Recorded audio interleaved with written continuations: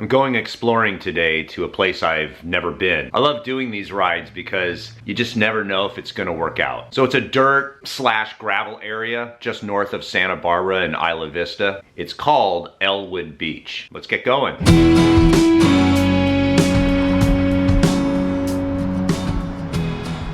So we're here in Summerlin. I have a funny story for you. So years ago, we had an anniversary. I said, hey, I have a surprise for you. And let's go to a place, a little small town, and we'll spend the day and we'll go shopping and we'll have lunch at one of these small, really cool cafes, right? So we get here, and without realizing how big the place is, I thought I had planned the entire day that we were gonna spend together, walking around, looking at cool shops. By the time we were done in 20 minutes. I totally screwed up. Kind of laugh about it now, but the whole day was shot because I had planned on this entire day being in this town, and there's nothing to this town. So let that be some marriage advice. Whenever you plan an anniversary, always plan for like 5 or 6 things to occur during the course of the day, because 1 or 2 of them may not work out. Seriously, I should write a book on marriage. Quite frankly, none of us know what we're doing.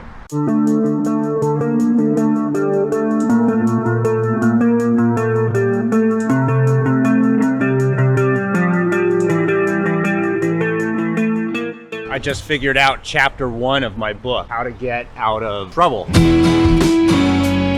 So here's the scenario. Your wife comes home and she asks you that dreaded question. What do you think? And the most common response is, about what? There's your problem. Okay, so now I'm gonna break this down for you. If she was out for a period of time, then there's a 90% chance that it's the hair. Now, even though there's a 90% chance that you're gonna get it right by saying your hair looks lovely, never say that. Here's the answer, and you must memorize it. The answer is, fantastic, that's awesome. Where do you want to go for dinner tonight? I think we should go out. You see, what you do is you topsy-turvy that question. You spin it around. She's gonna totally be happy, totally forget that you really don't have any idea of what you're supposed to be looking at. So chapter 2 of my book would be, anytime your wife texts you a question, especially after an argument, never text back the letter K. Something's okay, spell it. And not just okay, but O-K-A-Y. If you text K, that's just showing that you care so little that you don't have the time to actually answer normally. Never put K.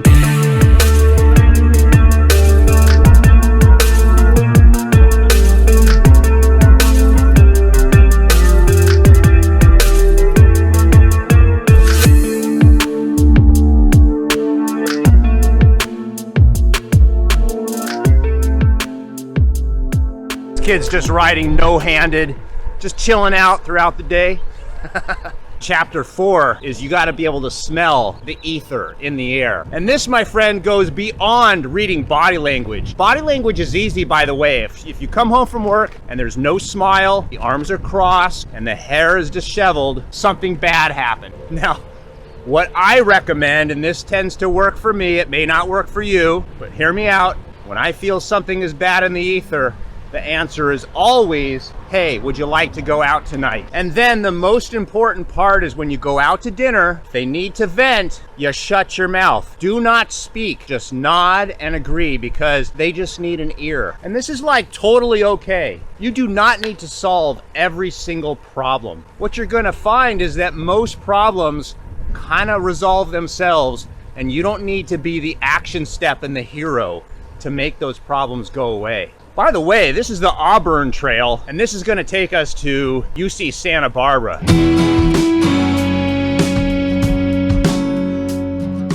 What's incredible about this campus is how well they have managed to have bike lanes all throughout the campus. So this is Isla Vista, and this is where STDs grow.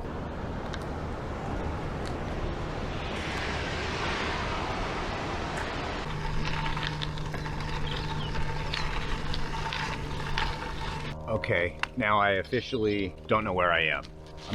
I got on this road, I was on some dirt, and then it went to this coal or oil preserve. I'm going around this thing over here. So I saw someone running from this area. There's these gates here. I don't even know what street this is. It's all part of the adventure, right? Well, let's go through here. Wow, it smells like oil. In one respect, it's not disappointing because the views are pretty awesome. However, it's totally flat. I didn't think to look for that. And it smells like oil. Reminds me of the La Brea tar pits. So this is a cool view. You definitely don't want to step over the edge or anything. I think I have the idea of this location, where if you like to walk and look at butterflies, bird watch, then this is probably the place. But as far as gravel riding, nah. You know what? I have free reign today. What I'm gonna do, I'm gonna go get on Hollister and see if there's a climb that I can find. I know there's two of them that I've looked at before. Why am I looking behind my shoulder? There's a little chair here. I'm just resting. I'm not really tired. I just wanna think about where I'm gonna go. I'm gonna see how far Villa Real goes. I don't know what street I'm on. And this thing looks like Darth Maul. And you know the weirdest thing? I see this all the time, is someone's shoe. And you think to yourself, how does someone forget a shoe? It's not a child's shoe. Are they just walking around all lopsided, thinking to themselves, hey, I feel funny. Where's my other shoe? This thing is stupid steep. I'm gonna go up it as much as I can, and then I'll probably bring Daniel here someday. See if he is willing to do this. Oh my God, I did it. Woo! All right.